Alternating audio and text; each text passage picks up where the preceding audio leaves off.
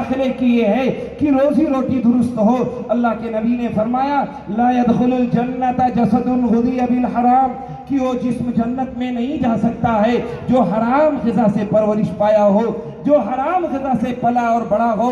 یہ اللہ کے نبی کا ارشاد ہے۔ ہم سوچتے ہیں حرام کما کے بچوں کے لیے بینک بیلنس کر کے چلے جائیں۔ اگر ہم نے بچوں کو حرام کھلایا تو بڑھاپے میں آپ لاکھ کوشش کر لیں کہ میری اولاد حرام کھانے کے باوجود بڑھاپے میں میری خدمت کرے، میرے لیے سکون کا ذریعہ بنے، میرے لیے سماج کے لیے اچھائی کا کام کرے۔ حرام غذا سے پرورش پایا ہوا بچہ نہ ماں باپ کی خدمت گزاری کر سکتا ہے، نہ بڑھاپے میں ان کے لیے سکون کا باعث بن سکتا ہے، نہ ان کے لیے کوئی راحت اور آرام پہنچا سکتا ہے۔ میرے عزیزوں، اللہ کے نبی نے خود فرمایا کہ اے لوگوں، ایک آدمی دن بھر مشقت کرتا ہے، دن بھر پریشان رہتا ہے، اس کے غبار آلود بال ہیں، کپڑے پراگندہ ہیں، مسجد میں آتا ہے اور 2 رکعت نماز پڑھتا ہے، لوگ سمجھتے ہیں بڑا نیک ہے، لوگ سمجھتے ہیں بڑا پرہیزگار ہے، لوگ سمجھتے ہیں اس کی نماز اللہ ضرور قبول کرے گا، لیکن مطعمہ حرام، ملبسہ حرام، مشربہ حرام، فأنا یستجاب لذلک، کہ اس کا کھانا حرام، اس کا پینا حرام، اس کا لباس حرام، کہاں سے اللہ اس کی نمازیں قبول کرے گا؟ حضرت عبداللہ ابن عمر رضی اللہ تعالیٰ عنہ کی روایت ہے کہ کوئی شخص 10 روپے کماتا ہے، 1 روپے اس کے حرام کے ہیں، 9 روپے حلال کے ہیں، اس کا کوئی کپڑا خریدتا ہے، پھر سلاتا ہے، پھر پہنتا ہے، مسجد جاتا ہے، تو اللہ اس کی نماز قبول نہیں کرتا۔ قرآن اعلان کرتا ہے یا ایھا الذین آمنوا اتقوا اللہ، اے لوگو اللہ سے ڈرو، تقوی کی زندگی اختیار کرو، حرام کمائی، سود، انٹریسٹ اور غلط آمدنی چھوڑ دو۔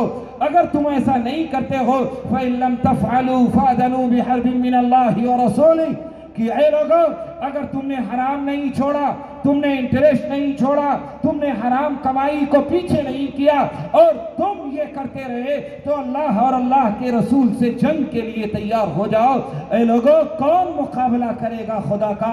کون اللہ کے ساتھ مقابلہ آرائی کی طاقت رکھتا ہے؟ وہ اللہ جو کہتا ہے اپنے محبوب کے ذریعے کہ پوری دنیا کی ڈالے اور ڈال کر کے نکال لے، کتنا پانی اس مچھر کے پر کے لگا ہوگا، اتنی بھی حیثیت اللہ کے یہاں دنیا کی نہیں ہے۔ اس اللہ کا مقابلہ ہم اور آپ کریں گے۔ مسند احمد کی روایت ہے، جناب رسول اللہ صلی اللہ علیہ وسلم فرماتے ہیں، صحیح حدیث ہے کہ اگر کوئی شخص 1 روپے سود کا کھاتا ہے تو گویا اپنی حقیقی ماں سے 36 مرتبہ منہ کالا کرتا ہے۔ اللہ ہم سب کو محفوظ رکھے۔ کبھی یہ مسلمان تصور نہیں کرتا کہ حرام وہ کھائے۔ نبی نے منع کر دیا ہو، شراب ایسے انڈیل دی گئی تھی مدینے کی گلیوں میں اور مکہ کی گلیوں میں کہ لوگ بتاتے ہیں کئی سال بعد تک یہ کیفیت تھی، بارش ہوتی تھی تو نالیوں سے شراب کی بو آتی تھی۔ ان کے یہاں حکم آتا شریعت کا اور فرمان بدل جایا کرتا تھا، اور میرے یہاں صبح سے شام تک شریعت کو سنتے ہیں، صرف اس لیے سنتے ہیں کہ اس کان سے سن کے اس کان سے نکال دیں گے، جنرل نالج کی بات کریں گے، ہماری معلومات بہت اچھی ہو جائیں گی۔ تقریر سننے کے بعد صبح چائے کی دکان پہ بیٹھ کے یہ تبصرے کیے جاتے ہیں کہ یہ تقریر بڑی اچھی تھی، ان کا انداز بڑا اچھا تھا، ان کا بیان بڑا اچھا تھا، ان کی جنرل نالج کم تھی، ان کا انداز تھوڑا ڈھیلا تھا۔ میرے عزیزو، اس لیے سننے آتے ہو تقریریں، اس لیے بیانات ہوتے ہیں، اس لیے لاکھوں روپے خرچ ہوتے ہیں کہ صرف اس کان سے سنو اس کان سے نکال دو۔ ضرورت تو اس بات کی تھی کہ سنتے اور آیت کرتے کہ جو کچھ سنا ہے 100% نہیں 1% عمل کرنے کی کوشش کروں گا، اپنی زندگیوں میں چینجنگ لاؤں گا، انقلاب پیدا کروں گا، اپنے گھر کا ماحول بدلنے کی فکر کروں گا، اپنے بچوں کی تربیت کروں گا، شریعت کے مطابق مسلمان بنانے کی فکر کروں گا، اور اپنے بچوں کو دین کے راستے پہ ڈالوں گا، شریعت کے مطابق چلیں گے۔ میری مراد بالکل نہیں ہے کہ تم مفتی بناؤ، عالم بناؤ، حافظ بناؤ، لیکن مسلمان تو بناؤ۔ ابھی مولانا کہہ کے گئے تھے یہ اسکول، یہ کالجز، یہ یونیورسٹیاں جو ہم اپنی قائم کرنے کی کوشش کر رہے ہیں.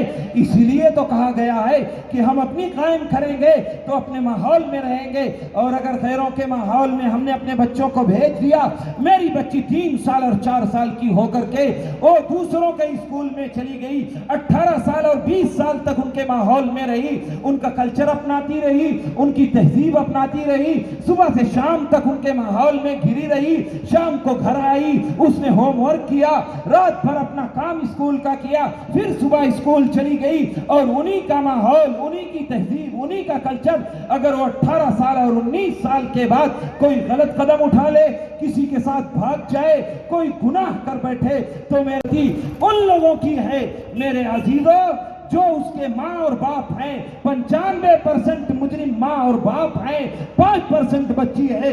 تم نے اسے غلط ماحول دیا, تم نے اسے تہذیب غلط دی, تم نے اس کے ہاتھ میں بڑا موبائل پکڑا دیا, تم نے اسے اسکوٹی خرید کے دے دی, تم نے ہندو ماحول دے دیا, تم نے فاطمہ کی سیرت کو بتایا, تم نے حضرت ام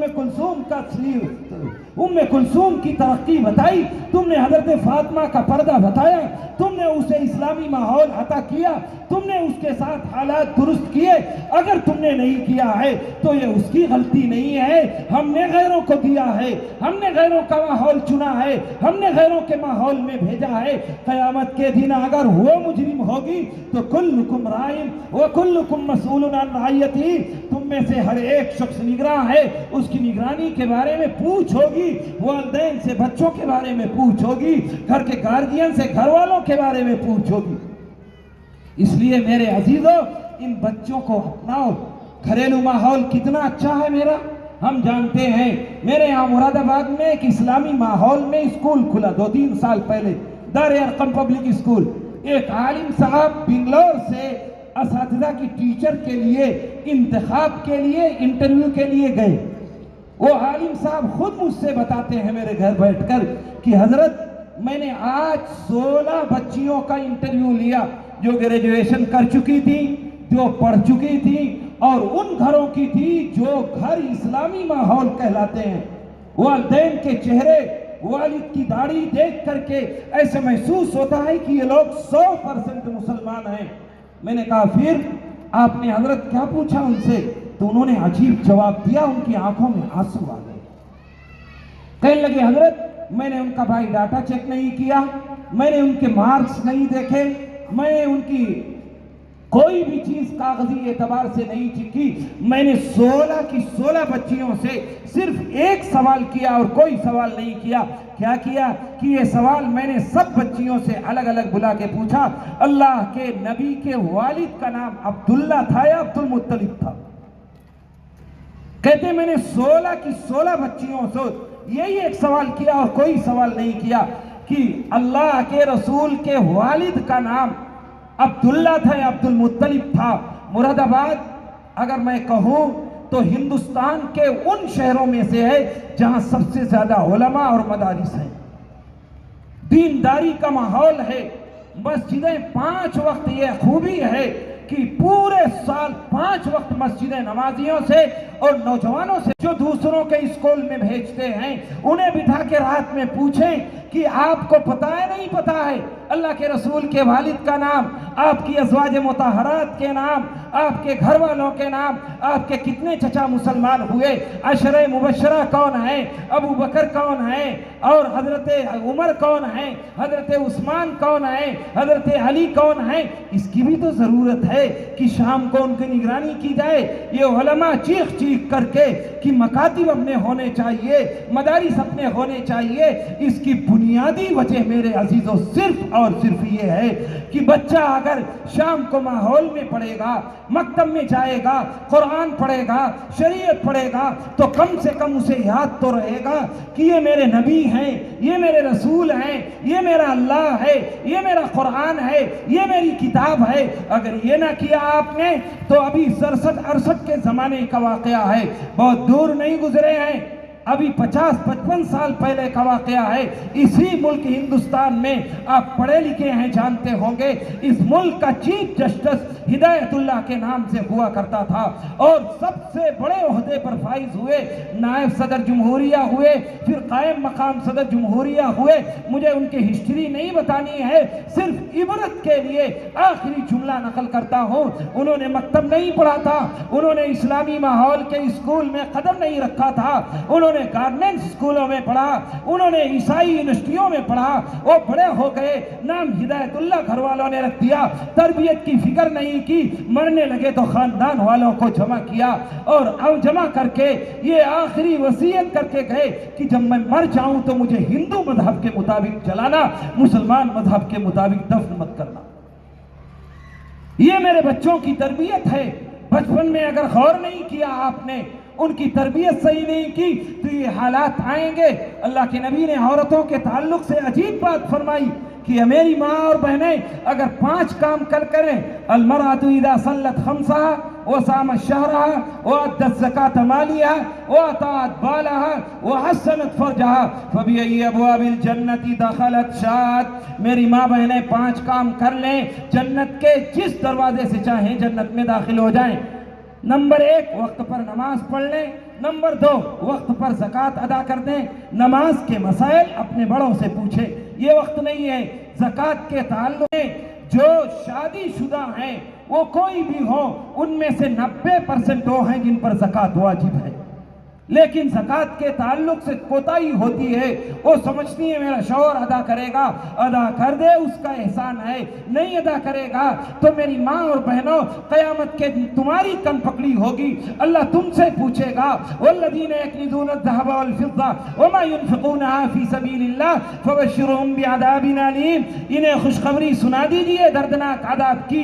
یوم یحمى علیہا فی نار جہنم فتقوا بها جباہهم وجنوبهم مذعور هذا ما كنزتم لأنفسكم فذوقوا ما كنتم تكنزون. کہ یہی مال ان کے لیے خوشخبری سنا دیجئے، ان کے چہروں کو داغا جائے گا، ان کی پشت کو داغا جائے گا، ان کے ہاتھ پیر کو داغا جائے گا اور کہا جائے گا یہی وہ مال ہے جس کی تم زکوٰۃ نہیں ادا کرتی تھی، یہی وہ مال ہے جس کے لیے تم حفاظت سے رکھا کرتی تھی، جس کو اللہ کے راستے میں نکالتے ہوئے میری ہر مشکل کھڑی ہو جایا کرتی تھی. یہ چکھو، یہی تمہارے لیے سزا ہے. اے لوگوں، کیا رہ جائے گی ہماری کہ میری بیویاں جہنم میں جائیں اور ہم اتنی بھی فکر نہیں کر سکتے کہ ان کے لیے فکر کریں کہ ان کی زکوٰۃ ادا کر دیں. وَأَدَّتْ الزَّكَاةَ مَالِهَا وَأَطَاعَتْ بَالَهَا.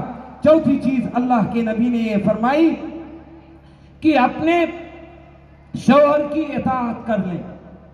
لیکن میں اس سے پہلے مردوں سے کہوں گا کہ آپ گھر میں جائیں تو شیر نہ بنیں، آپ انسان ہی رہیں. آدمی گھر بڑا اخلاق مند ہے، اگر تذکرہ ہو جائے تو مفتی تقویت کے کیا کہنے، بڑا اخلاق مند آدمی ہے، مل جائے تو دل موہ لیتا ہے. اور میرا حال یہ ہے، میں گھر میں جاؤں تو یہ ڈونگا پھینک، یہ برتن توڑ، بچے کنارے دبک جائیں، بیوی کنارے ہو جائے، والدین دیکھے تو کہیں شیر آ گیا ہے.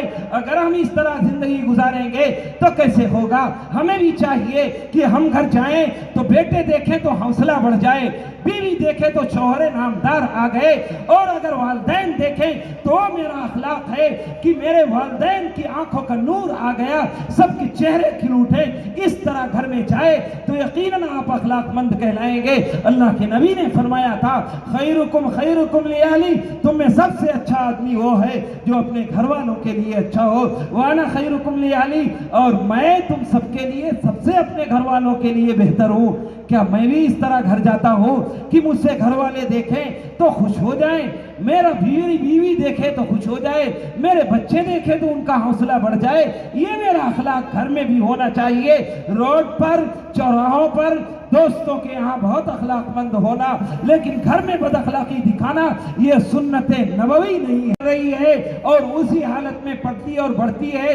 جوان ہوتی ہے، 14 سال کی ہو گئی، 15 سال کی ہو گئی، وہ لوور اور ٹی شرٹ پہن کے جوان ہوئی ہے، وہ بڑی ہوئی ہے بے پردگی کی تعلیم دے کر کے. وہ شادی بیاہ ہمیں ایسی نکلی ہوئی ہے کہ پردے کا تصور نہیں تھا. اب آپ اپنے ہاتھ دل پہ رکھ کے بتائیے کہ وہ 15 سال کی جب ہو گئی، شریعت کی مکلف بن گئی، تو اب وہ رابعہ مصریہ بن جائے گی؟